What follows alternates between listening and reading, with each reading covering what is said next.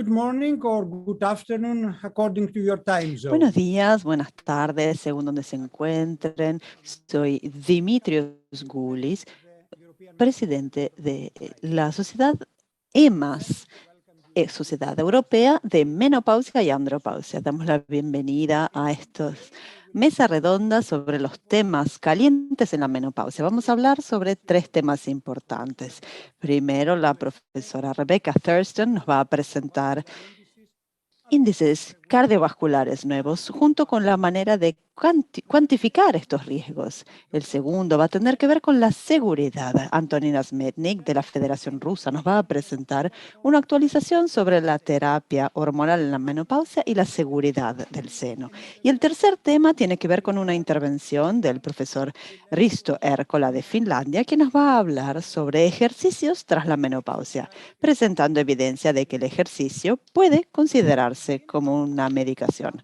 Antes de comenzar, nos gustaría agradecer a Abbott por su apoyo y por hacer posible esta nueva serie de seminarios web. Aún así, tenemos que aclarar que el contenido y el programa son responsabilidad exclusiva de EMAS.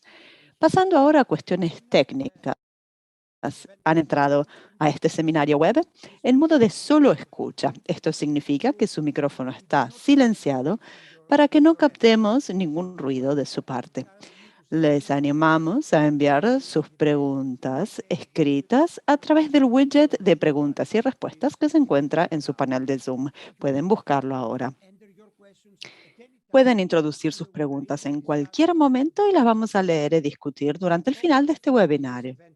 Además, este evento va a ser realizado en inglés con traducción simultánea en uno de los diferentes idiomas: chino, mandarín, español, portugués o ruso.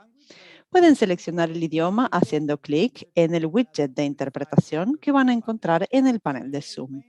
Por último, les recuerdo que estamos grabando el seminario web del día de hoy y, como siempre, será accesible desde el sitio web de EMAS. Así que es con enorme placer que les presento a la profesora Rebecca Thurston. La profesora Thurston es la presidenta de la Fundación de Pittsburgh, directora del programa de salud biocultural de la mujer en la Universidad de Pittsburgh. Actualmente es directora del programa de salud bioconductual y directora del curso de formación. Así que creo que sea la colega más adecuada para discutir con nosotros sobre las enfermedades cardiovasculares. Muchísimas gracias por tenerme acá. Agradezco mucho la oportunidad de poder hablar con ustedes. Así que voy a empezar así a compartir mis diapositivas. Veamos cómo va. Ok.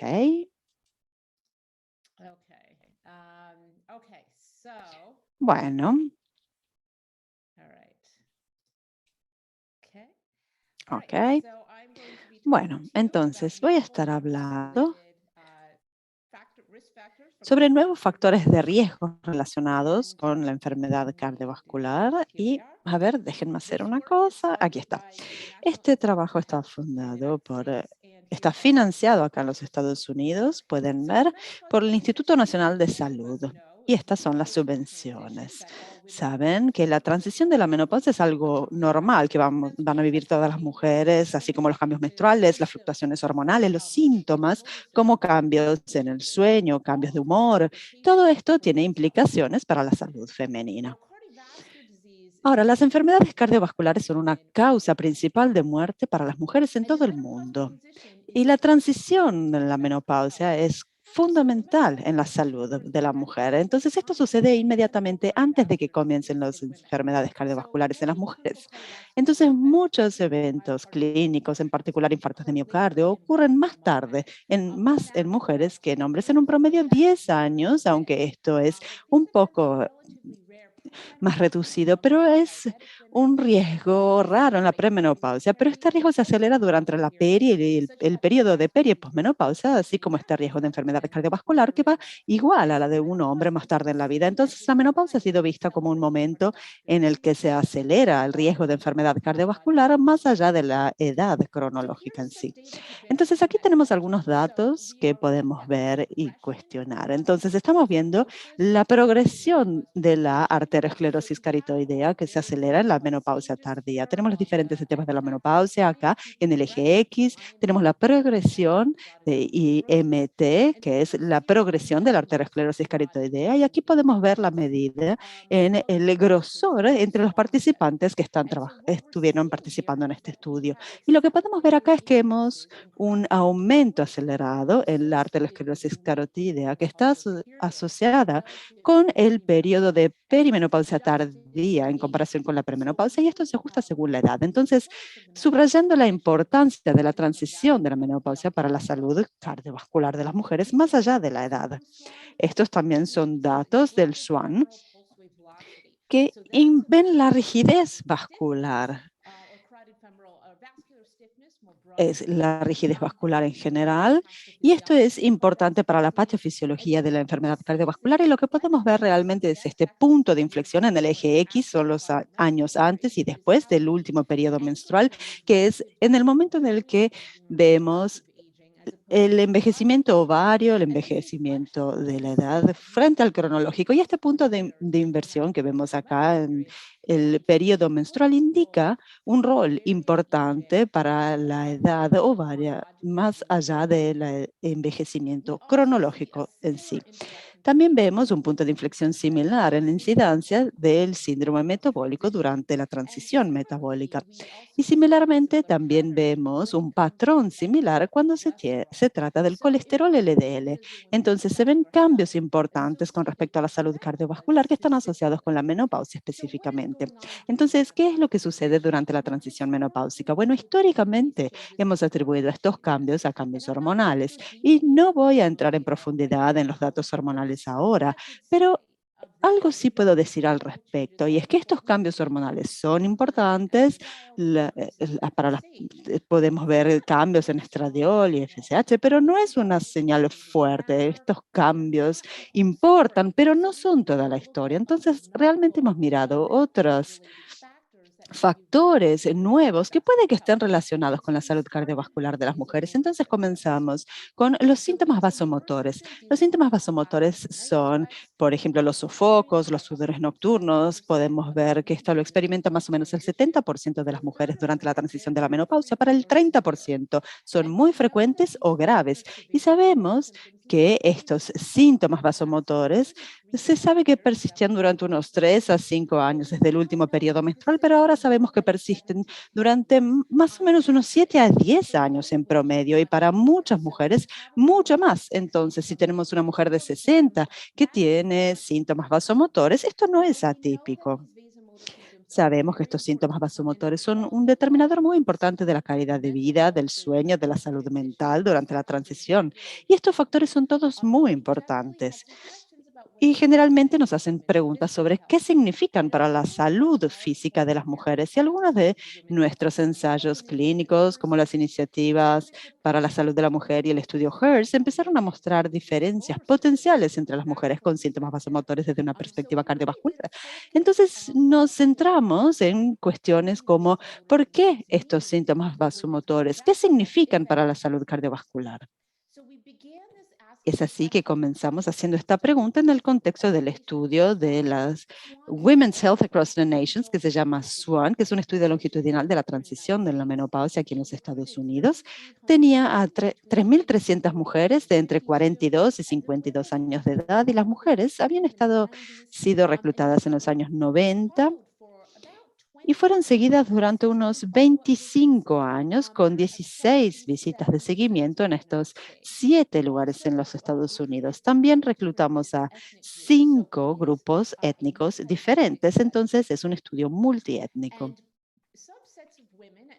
Y algunas mujeres en diferentes momentos durante el SWAN se hizo medidas de enfermedad cardiovascular subclínica y pudimos ver que hay diferentes medidas y una vez que las tuvimos en SWAN teníamos la dilatación medida por flujo, que es una disfunción endotelial. Entonces el endotelio vascular es esa capa de una sola capa que podemos ver diferentes aspectos de tono, de salud.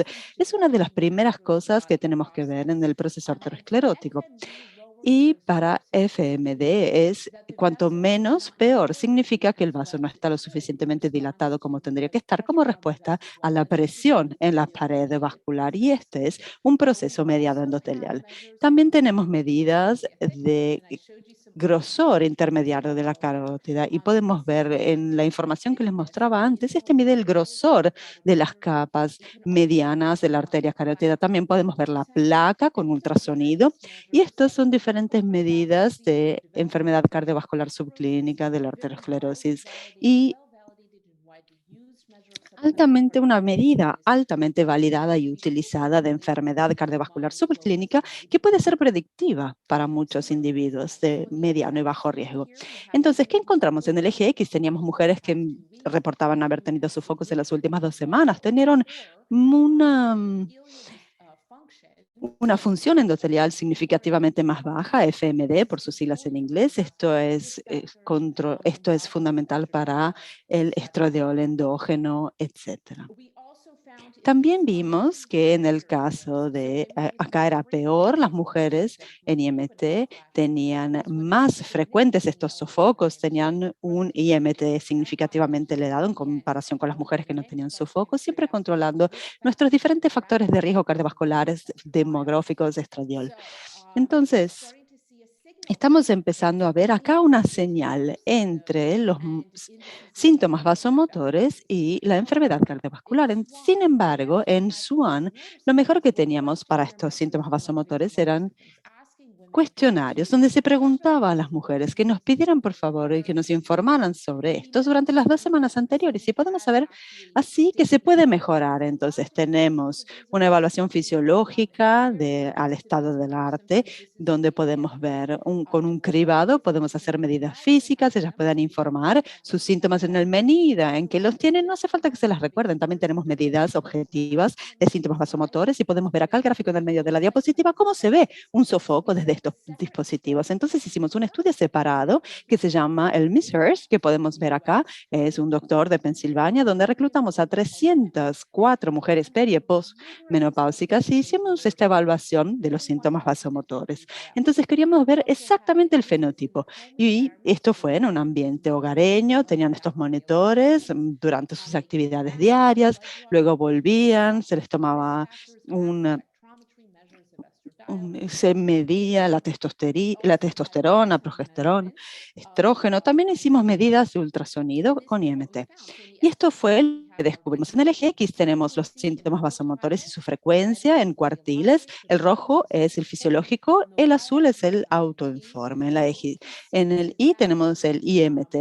Y lo que podemos ver es que con los síntomas vasomotores entre las mujeres que más lo informaban, más alto era el IMT y esto es una base que viene ajustada para los factores de riesgo cardiovasculares como lípidos, resistencia a la insulina, índice de masa muscular, uso de medicación. Y estos síntomas vasomotores, cuando miramos todos los diferentes factores en el modelo, esto tenía más varianza en IMT que casi cualquier otro factor en el modelo, excepto por los riesgos de los factores para la arteriosclerosis subclínica. También tenemos medidas de la placa carótida y vimos esta relación de la respuesta entre la frecuencia de los síntomas y la placa. Y esto fue importante para nosotros porque las mujeres en el estudio tenían un promedio de unos 55 años de edad, entonces eran bastante jóvenes, tenían un riesgo cardiovascular bajo, ninguna fumaba, ninguna tenía enfermedades cardiovasculares clínicas, pero aún así vimos bastante placa en los vasos de estas mujeres y seguía esta relación con los síntomas vasomotores. Entonces, esto fue muy importante para nosotros y vimos así la importancia de esto. Sin embargo, no es lo único que sucede durante la transición a la menopausia. Los problemas de sueño también son bastante prevalentes durante la transición. Hasta la mitad de las mujeres informan sobre muchos problemas de sueño. Este es siempre el SWAN. Podemos ver datos longitudinales con respecto a las mujeres que hacen la transición hacia la menopausia y podemos ver que a medida que las mujeres entran en la perimenopausia tardía o en la perimenopausia, tienen problemas de sueño relativos a la premenopausia. Entonces, esto incluye cosas como levantarse muchas veces durante la noche, pero también problemas para quedarse dormidas o levantarse demasiado temprano. Y esto es fundamental para los síntomas vasomotores. Los problemas de sueño también se observan entre mujeres sin síntomas vasomotores. Y en realidad tuvimos medidas objetivas de sueño en este estudio MS Heart, donde hicimos todo el monitoreo, hicimos la ortografía durante el sueño y pudimos ver que no hace falta que las mujeres se recuerden qué es lo que sucede mientras que duermen. Y esto puede verse así también en la calidad del sueño. Entonces nos gusta utilizar estas medidas objetivas. Y lo que descubrimos acá en el eje X del tiempo de sueño en minutos, y tenemos la placa carótida en la Y, vemos las mujeres con un tiempo de sueño menor, acá podemos ver pocas horas, ellas tenían placa significativamente elevada en comparación con las mujeres que dormían más, sigue casi a la respuesta de la dosis y esto controla el factor de riesgo cardiovascular como la obesidad, la presión sanguínea, los lípidos, la resistencia a la insulina, así como también diferentes enfermedades como depresión y apnea del sueño. Y los síntomas vasomotores no están explicados tampoco acá, entonces esta es una asociación independiente. También vemos medidas de eficiencia del sueño. Se muestra qué tan fragmentado es el sueño durante la noche y está asociado con una mayor inflamación, así como marcadores de disfunción endotelial. Y podemos ver acá el factor elevado entre las mujeres que tenían un sueño menos eficiente, siempre controlando cosas como índice de masa cultural, raza, etnia, edad. También vimos la calidad del sueño controlada junto con la placa carotídea. Entonces, estábamos muy interesados en estas asociaciones y viendo el rol que tendrían los síntomas vasomotores, porque muchas de estas mujeres daban la culpa a estos levantarse durante la noche, a los síntomas vasomotores, pero esto no explicaba la asociación. Lo que sí vimos fue una interacción entre los síntomas vasomotores y el tiempo de sueño, por lo que las mujeres que dormían menos tiempo y por encima tenían más síntomas, eran 2 o más durante la noche, y estas mujeres parecían tener la mayor arteriosclerosis en comparación con los otros grupos. Entonces era un poco una señal para una sinergia potencial entre los síntomas vasomotores y la cantidad de horas de sueño. Bueno, entonces, ¿qué estamos haciendo ahora? Ahora estamos volviendo a pensar a la enfermedad cardiovascular y los eventos clínicos como infarto de miocardio, infarto, revascularización y mortalidad, porque este es el resultado más importante desde el punto de vista clínico. Entonces, si pensamos en encontrar relaciones entre los factores relacionados con la menopausia que suceden durante los 40, los 50, típicamente este es el momento más alto, y los eventos cardiovasculares que suelen suceder en las mujeres de 70 años y más, realmente necesitamos este tiempo de seguimiento extendido. Y esto es lo que tenemos en el estudio SWAN. Volvimos así al SWAN y miramos si estos síntomas vasomotores estaban asociados con eventos cardiovasculares. Y esto fue lo que encontramos. Las mujeres con síntomas vasomotores más frecuentes en la línea de base, cuando las mujeres tenían entre 42 y 52 años de edad, si tenían 6 o más días en las últimas 2 semanas con estos síntomas, más o menos un día por medio, estas mujeres tenían un riesgo más elevado de eventos cardiovasculares en los 20 años siguientes. Y este es un índice de 1,6, 1,8 según las variantes. Se puede ajustar a cosas como factores de riesgo cardiovasculares, así como también el estradiol endógeno. Entonces, nuevamente, no tiene todo que ver con el estrógeno. Vimos también a mujeres con síntomas vasomotores más persistentes. Durante esto, si se reportaban en manera insistente, más de una tercera parte de las visitas, estas mujeres tenían riesgos significativamente elevados de enfermedades cardiovasculares en los 20 años siguientes, viendo un factor de riesgo durante estos 20 años, así como estradiol endógeno durante el curso de estos 20 años. Entonces, no es toda una cuestión de factores de riesgo ni de hormonas. ¿Qué más estamos haciendo? Bueno, también estamos mirando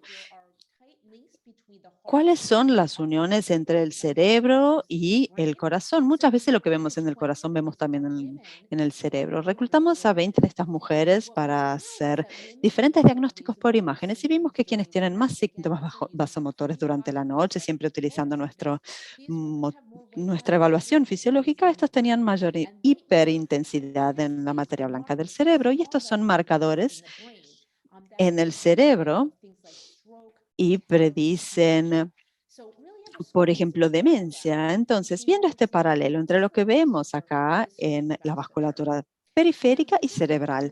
Estos son datos de un estudio piloto de 20 mujeres y realizamos este estudio cerebral con 230 de estas mujeres que les pedimos que volvieran y realizaran neuroimágenes. También controlamos sus sofocos y aún no tengo esos datos para compartir con ustedes hoy. Lo voy a estar presentando durante la reunión de NAMS, así que manténganse sintonizados porque lo vamos a presentar en el otoño, pero sí tenemos algunos datos preliminares de lo que sucede durante el sueño. Los primeros 220 participantes en este estudio pudimos mostrar que las mujeres que tenían se despertaban más veces durante la noche, muchas veces, estas mujeres tienen una mayor hiperintensidad en el cerebro.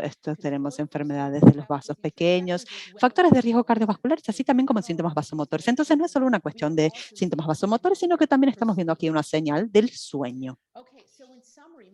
Entonces, en resumen, la menopausia es un momento crítico para la salud cardiovascular de las mujeres. Hay diferentes factores que suceden durante la transición. Tenemos cambios hormonales, vasomotores, como por ejemplo problemas de sueño. Ni siquiera he hablado del humor, pero esto también es importante considerar con respecto a la salud cardiovascular.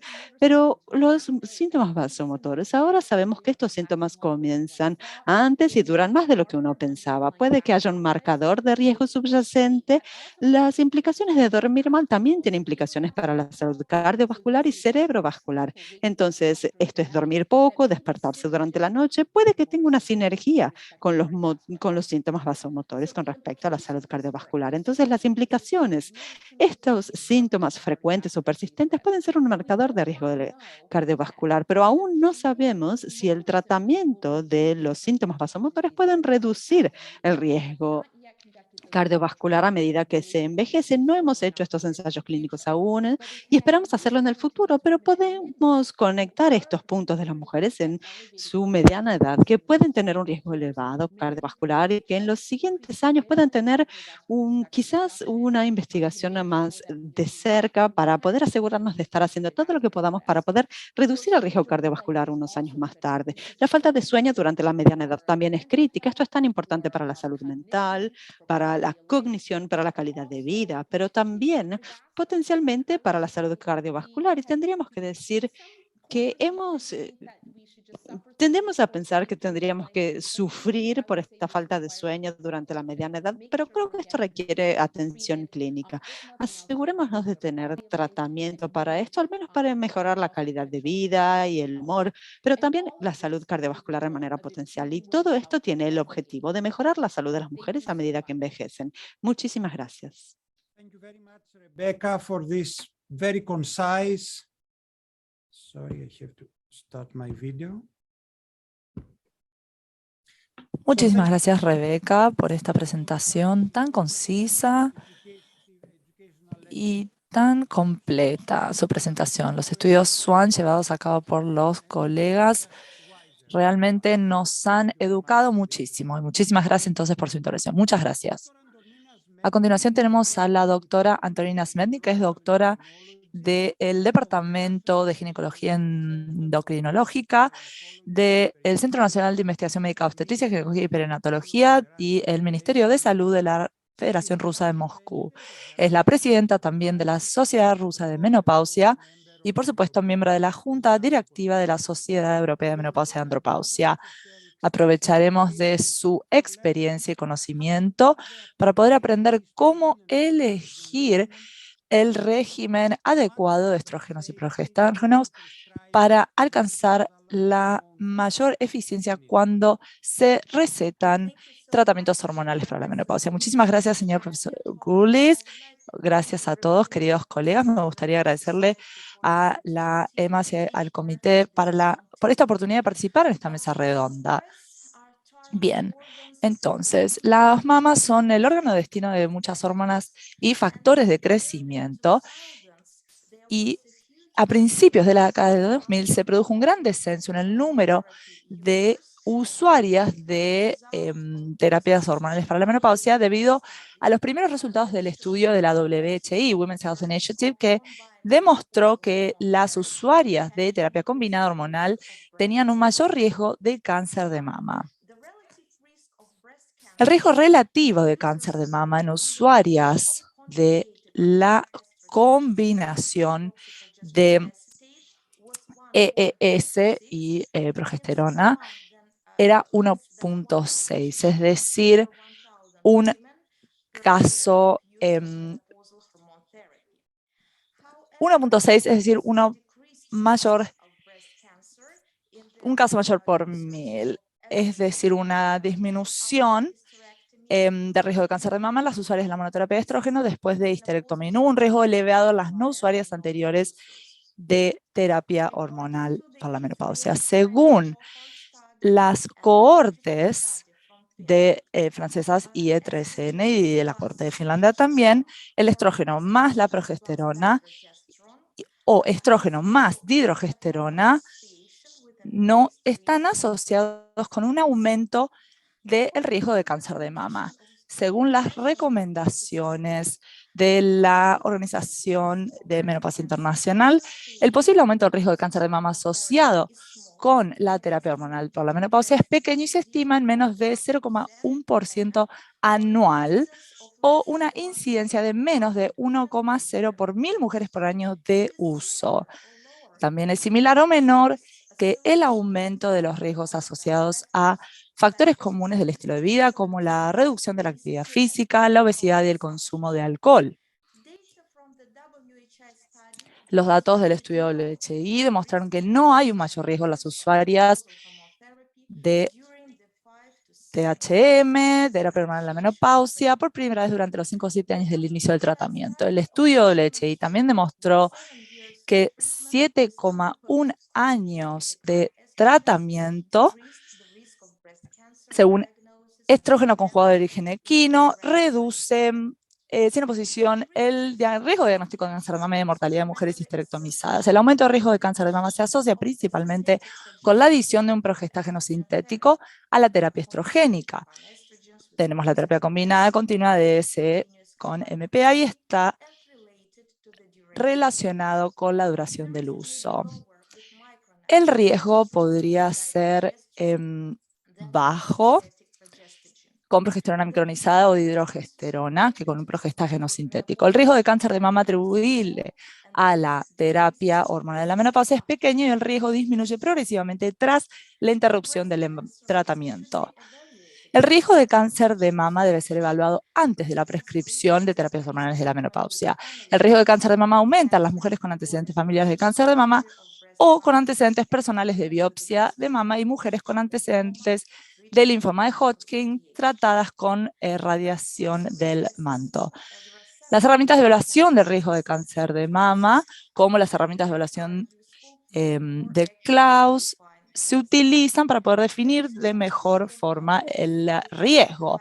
No existe un punto de corte único para definir el alto riesgo de cáncer de mama. Sin embargo, la Sociedad Americana de Oncología Clínica determinó que las mujeres con un riesgo estimado a 5 años del 1,67% o superior son candidatas a la quimioprevención, y las mujeres de alto riesgo, que fueron definidas por un riesgo a lo largo de su vida superior al 20%, son candidatas a una vigilancia reforzada con resonancia magnética mamaria. El posible riesgo mayor de cáncer de mama observado con terapias hormonales de menopausia puede disminuirse parcialmente seleccionando a mujeres con un menor riesgo individual de base, incluida una baja densidad mamaria, y brindando educación y capacitación sobre medidas preventivas en el estilo de vida, es decir, la reducción del peso corporal, el consumo del alcohol y el aumento de la actividad física. Los distintos regímenes de terapias hormonales pueden asociarse a un aumento de la densidad mamaria, que también pueden dificultar la interpretación mamográfica. En la actualidad no existe ninguna indicación para aumentar el cribado mamográfico en las usuarias de terapias hormonales. Se debe proponer la realización de mamografías anuales en casos de alta densidad mamaria en mujeres que utilizan terapias hormonales en la menopausia. En ensayos hasta 2 años de duración, la sensibilidad mamaria, la densidad mamaria y los cánceres de mama no aumentan con estrógeno conjugado de origen equino, más vasodexifen en comparación con placebo. Los datos actualmente disponibles no implican ninguna diferencia en el riesgo entre las vías de administración oral y transdémica de estradiol. La limitada evidencia observacional sugiere que el uso de terapias hormonales no aumenta el riesgo de cáncer de mama en mujeres con antecedentes familiares de cáncer de mama o en mujeres después de una oophorectomía por mutación del gen BRCA1 o 2. Las mujeres con BRCA positivo sin cáncer de mama tienen un mayor riesgo genético de cáncer de mama, en particular debido a los receptores de estrógeno negativo. En el caso de las que se han sometido a una menopausia quirúrgica, es decir, una oophorectomía bilateral, es necesario considerar los beneficios de los estrógenos para disminuir los riesgos para la salud causados por la pérdida prematura de los estrógenos. Según los estudios observacionales limitados, se debe considerar ofrecer la terapia hormonal sistémica para este grupo de mujeres hasta una edad media, como son los 52 años en la menopausia. Se deben llevar a cabo discusiones sobre el uso prolongado y deben ser individualizados. Según el metaanálisis del tipo y el momento de la terapia hormonal en la menopausia, el riesgo de cáncer de mama, para las mujeres de peso medio en países desarrollados, 5 años de THM a partir de los 50 años aumentarían la incidencia de cáncer de mama a los 50 a 69 años en aproximadamente 1 de cada 50 usuarias de preparados de estrógenos más progestágenos diarios, 1 de cada 70 usuarias de preparados de estrógenos más progestágenos intermitentes, 1 de cada 200 usuarias de estrógeno solo. Los excesos correspondientes de 10 años de THM serían aproximadamente el doble. Luego se publicó una declaración conjunta de la Sociedad Británica de Menopausia, la Sociedad Internacional de Menopausia, se publicó en respuesta a los estudios observacionales en el año 2020, en mayo de 2020, Comité de Evaluación de Riesgo de Farmacovigilancia, y se llegó a la conclusión de que no se deben poner límites arbitrarios a la dosis o la duración del uso de la terapia hormonal en la menopausia. El riesgo de cáncer de mama con THM no se debe interpretar de forma aislada. Esta decisión debe tomarse de forma individualizada y se debe considerar en el contexto de los beneficios generales obtenidos con el uso de la THM. Esto incluye el manejo de los síntomas y la mejora de la calidad de vida y los efectos protectores cardiovasculares y óseos asociados a la THM. Según los estudios de casos y controles anidados con más de 98.000 casos y 457.000 controles, en las mujeres de 50 a 59 años hasta los 5 años, el uso de terapias hormonales que solo utilizan estrógenos, no hubo un aumento del riesgo de cáncer de mama. En general, el aumento de las mujeres que utilizan estrógeno y hidrogesterona no hubo un mayor riesgo tampoco. Al tiempo que confirmó que no hubo un aumento de los riesgos por el uso a corto plazo de estrógeno, solo estradiol, digesterona y tibolona. El uso de la terapia hormonal en las sobrevivientes del cáncer de mama no se aconseja. En general, los estudios observacionales y los ensayos aleatorios informan efectos neutros y un mayor riesgo de recurrencia del cáncer de mama. Para las sobrevivientes de cáncer de mama, las decisiones sobre la terapia hormonal sistémica o vaginal en dosis bajas se debe tomar por razones sustanciales luego de que las opciones no hormonales o complementarias no hayan tenido éxito y luego de que se lleve a cabo un asesoramiento detallado, una toma de decisiones compartida en conjunción con un oncólogo. El tratamiento del síndrome genitourinario de la menopausia en mujeres con cáncer de mama puede tener complicaciones debido a un tratamiento adyuvante como inhibidores de la aromatasa tamoxifeno, el etiquetado del producto también, los limitados datos de los ensayos clínicos disponibles en pacientes con cáncer de mama supervivientes y la ausencia de acuerdos entre la comunidad oncológica y otros profesionales que participan en la atención de salud genitourinaria y sexual. En cuanto a los síntomas persistentes, según la Sociedad Norteamericana de Menopausia, puede haber otras terapias beneficiosas como la lidocaína tópica, terapia estrogénica vaginal de baja dosis, DHA vaginal, el ospemifeno y las terapias vaginales basadas en la energía. Para las mujeres con cáncer de mama, la terapia estrogénica vaginal de baja dosis está contraindicada según el etiquetado de la FDA. Sin embargo, el uso de varios productos sin etiqueta puede ser aceptable debido a su muy baja absorción sistémica. Muchísimas gracias por su atención. Muchísimas gracias, Norina, por su presentación y su información. Queridos colegas, me gustaría darle el agradecimiento a nuestros colegas y presentadores por aclarar tantas cuestiones sobre las enfermedades cardiovasculares, las formas de alcanzar la seguridad con terapias hormonales y el uso del ejercicio. Sin embargo, también me gustaría abrir el escenario de las preguntas.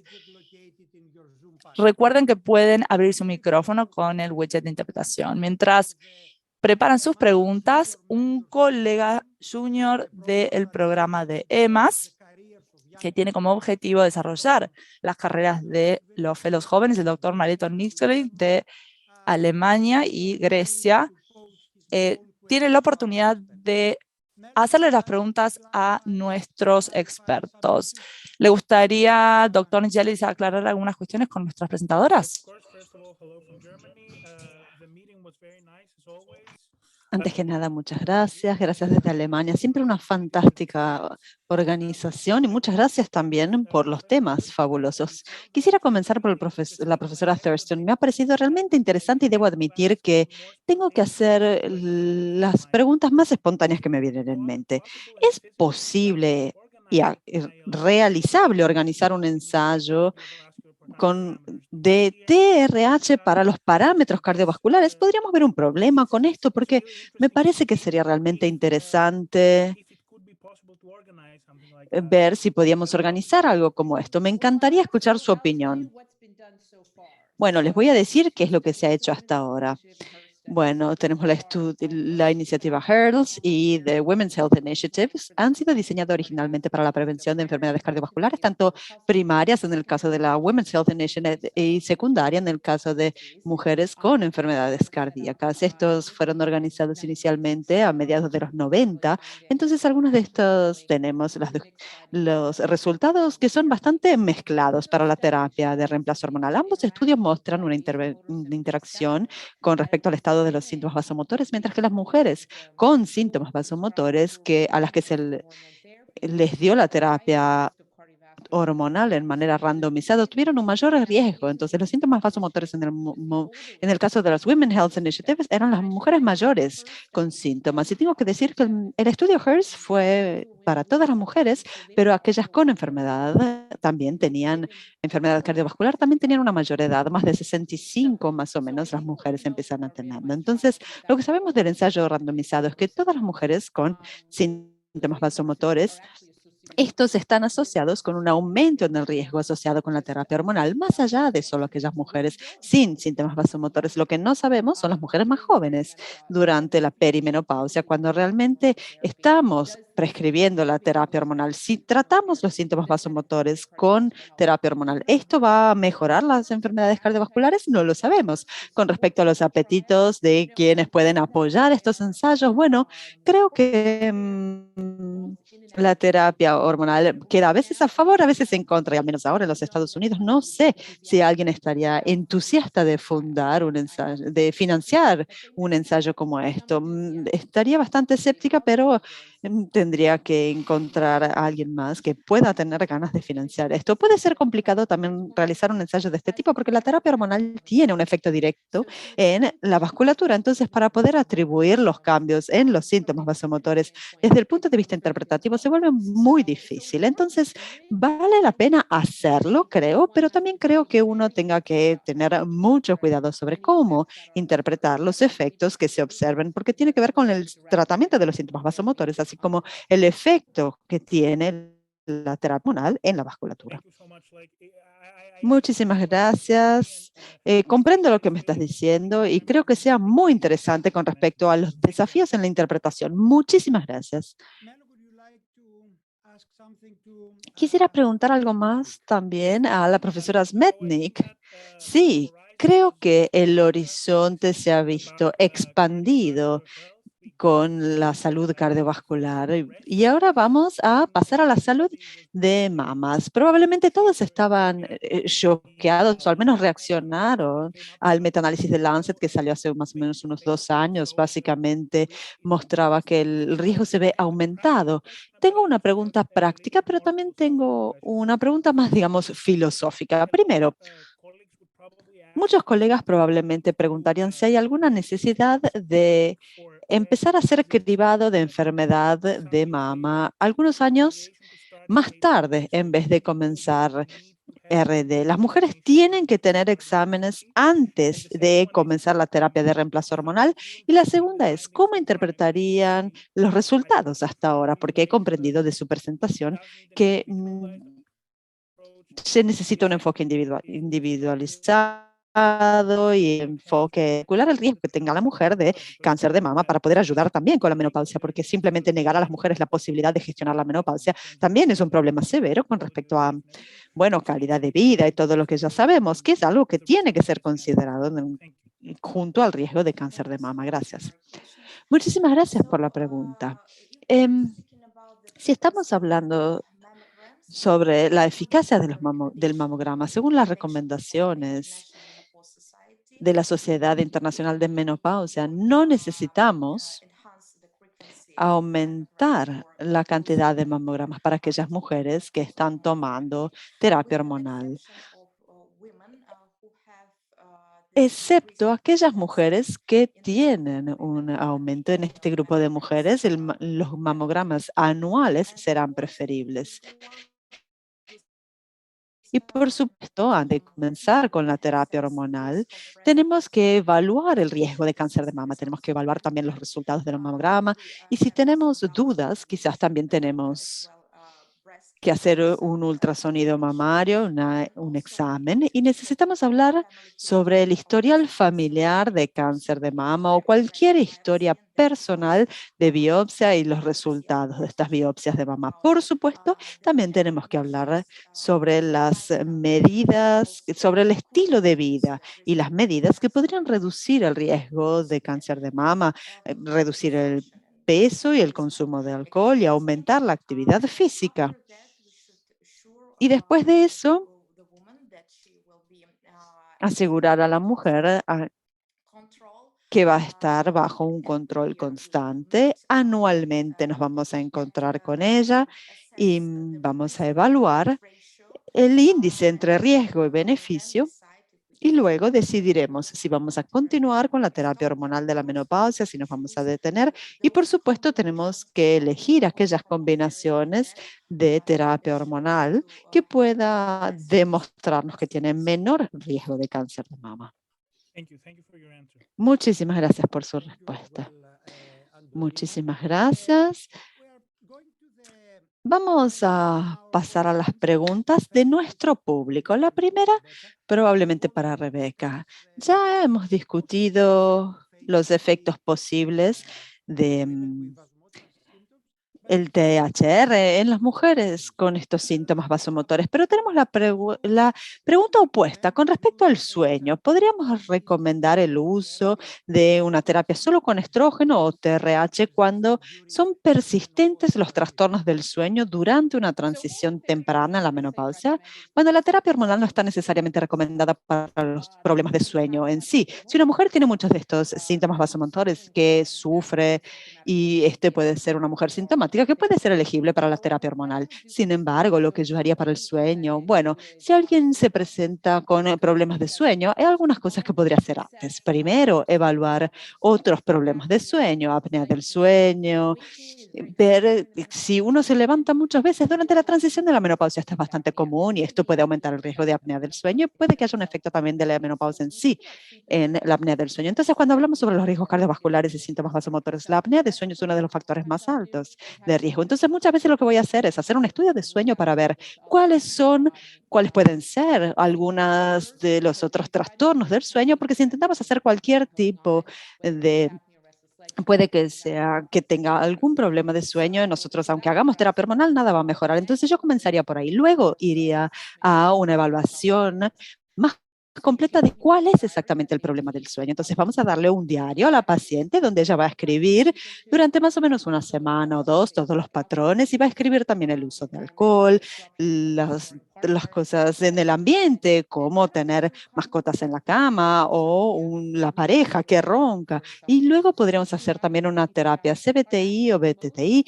Pueden ser los más eficaces como intervenciones para quienes tienen problemas con el insomnio, incluso cuando tienen síntomas vasomotores. Hay una eficacia de CBTI para el tratamiento de los problemas de sueño y esto en realidad es algo más, una respuesta más durable que se puede tener más que con la terapia farmacológica para los problemas del sueño. Y luego, después de haber probado CBTI y BBTI, recomendaría añadir también un agente farmacológico, pero más centrado con el sueño que la terapia hormonal. La única excepción es si la mujer realmente tiene muchos síntomas vasomotores con los que está luchando, entonces ahí tendríamos que preocuparnos, pero no comenzaría primero con la terapia hormonal. Muchas gracias, Rebeca, muy claro y una respuesta muy práctica. Bueno, Antonina, esto puede que sea para ti, es un caso con un DCIS de hace años y tiene receptor estrógeno negativo o positivo. ¿Puede esto ser considerado para la terapia de reemplazo hormonal si no responde en manera alternativa? Muchísimas gracias. Bueno, las mujeres con carcinoma no son las mejores candidatas para terapia hormonal en la menopausia y por supuesto necesitarían terapias alternativas. Pero si la terapia alternativa no tiene ningún efecto, según la Sociedad Norteamericana de Menopausia y sus recomendaciones, incluidas con mujeres con cáncer de mamas y receptores positivos, si estas terapias no son beneficiosas, podemos decidir junto con los oncólogos, tenemos que tomar una decisión bien formada con los especialistas y poder decidir comenzar con la terapia hormonal en la menopausia con dosis bajas o ultra bajas. Muchísimas gracias. Tenemos otra pregunta que iría para Rebeca seguramente. ¿Tenemos alguna medida objetiva de síntomas vasomotores en cuanto a marcadores fisiológicos que se puedan cuantificar? Sí, utilizamos estos monitores, que son monitores de sofocos, que evalúan los síntomas vasoconductores. Y estos son marcadores objetivos. Nos resulta muy importante porque muy a menudo las mujeres no reportan la forma en que estos síntomas vasomotores les están afectando. Y por eso, en particular, en la noche es muy importante poder entender los síntomas vasomotores que han manifestado. Por eso estos monitores son sustanciales para nosotros, son muy importantes, en particular para entender la relación entre los síntomas vasomotores y la cognición o el cerebro. Lo que vemos allí es que tenemos síntomas vasomotores desde el punto de vista fisiológico que marcan las señales más fuertes. Cuando utilizamos estos monitores, vemos patrones muy interesantes de ritmo y también vemos que a veces hay muchas veces donde hay más síntomas vasomotores que las mujeres ni siquiera pueden detectar. No son fáciles de usar estos monitores, son muy difíciles a nivel técnico, pero los llevamos a cabo en nuestro laboratorio. Muchísimas gracias, Rebeca. Tenemos ahora sí una pregunta de Manu Navani, que seguramente será para Antonina. Hay pacientes con hiperplasia típica asociada con el cáncer de mama cuando están recibiendo terapia hormonal, terapia de reemplazo hormonal.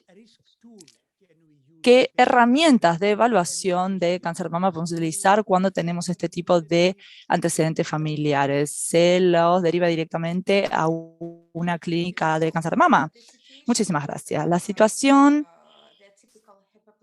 con la hipoplasia atípica, como esta, una vez más, estas mujeres no son las mejores candidatas para las terapias de reemplazo hormonal. No deberían ser derivadas a este tipo de terapias si manifiestan los síntomas vasomotores también. Sin embargo, si las opciones no hormonales no tienen resultados efectivos, entonces se puede decidir junto con el oncólogo, se le puede administrar una dosis de corto plazo de reemplazo hormonal. La segunda pregunta: ¿qué herramientas se pueden utilizar? Se puede utilizar el modelo Gale y otros modelos que sirven para esto. Si vemos que la paciente tiene grandes antecedentes también, es decir, 2 o más parientes que hayan manifestado cáncer de mama, entonces podemos decidir evaluarlas para evaluar este gen de la mutación del gen BRCA1 y 2. Si encontramos estas mutaciones genéticas, entonces deberíamos poder decidir si se lleva a cabo una cirugía bilateral en estas mujeres. A veces hay algunos criterios para llevar a cabo esta manipulación.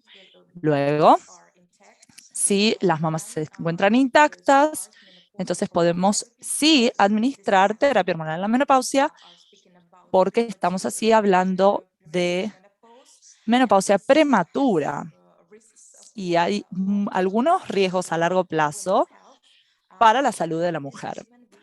En estas mujeres sí se puede decidir llevar a cabo la terapia hormonal en la menopausia y llevar a cabo la vigilancia necesaria. Muchísimas gracias, Antonina. Ya estamos llegando al final de esta sesión. Realmente, Rebeca, nos impresionó mucho sus estudios del sueño y los estudios de las interrupciones del sueño también. Realmente vemos que se subestiman muchísimo estos aspectos a nivel psicológico, somático también. Para cerrar, ¿le gustaría mencionar o explicar un poco más las conexiones entre las interrupciones del sueño y el endotelio? Sí, absolutamente. Y para volver a mencionar, el sueño es vital para todas estas señales. También es muy importante mencionar la salud mental. Los problemas de sueño persistentes son uno de los indicadores tempranos de episodios depresivos mayores. Entonces, si el sueño se ve interrumpido durante, por ejemplo, la época de la pandemia, las personas están muy estresadas, vemos en todo el mundo que las personas tienen muchísimos problemas de sueño. Entonces, por eso queremos destacar que el sueño es importante para la salud mental y la calidad de vida, y también puede llevar a cabo a muchísimos riesgos cardiovasculares, arteriosclerosis carótica, como hemos mencionado, inflamación cardiovascular. También uno de los marcadores von Willebrand factores del endotelio y marcadores inflamatorios que también se pueden utilizar para detectar estos elementos.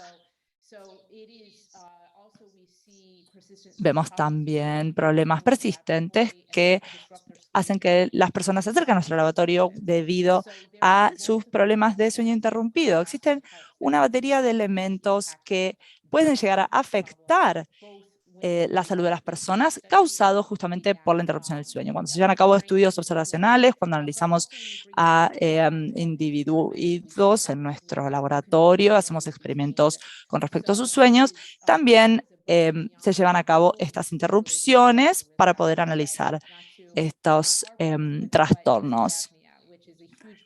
Esto también afecta la apnea del sueño, entre otros el insomnio, la restricción de del sueño también tiene un impacto muy grande en la salud cardiovascular.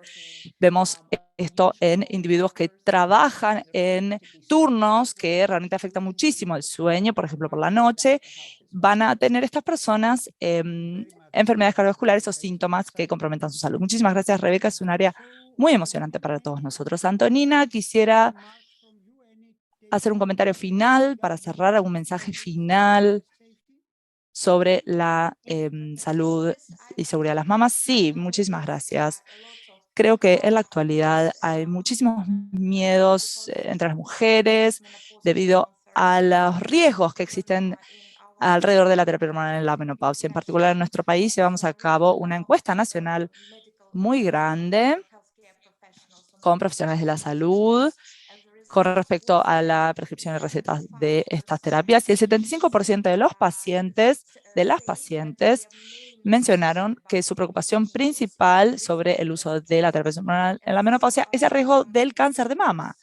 Entonces, los médicos deberían llevar a cabo los pasos necesarios para poder asegurar a las mujeres que puedan evaluar los riesgos de forma previa para que también puedan elegir la combinación correcta de esta terapia hormonal en la menopausia y que puedan comenzar con las dosis más bajas necesarias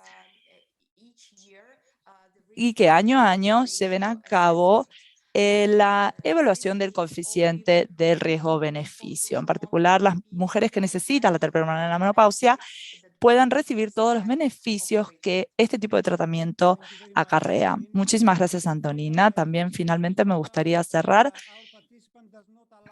agradeciéndole a nuestros participantes. Le prometo que esta última pregunta, Rebeca, es para usted. ¿Ha observado una asociación entre los síntomas vasomotores y los ataques de pánico? Muy buena pregunta, muy interesante, muchas gracias. No se ha evaluado de forma correcta, todavía está con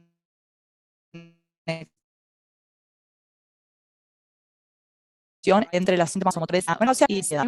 Atiendo pacientes por estas cuestiones de salud mental, veo muchísima ansiedad de la transición a la menopausia, no en particular asociados con los síntomas motores en sí mismos, sino en particular con el pánico tampoco. No veo demasiados trastornos de pánico asociados con los síntomas vasomotores, si bien existen algunas similitudes típicas.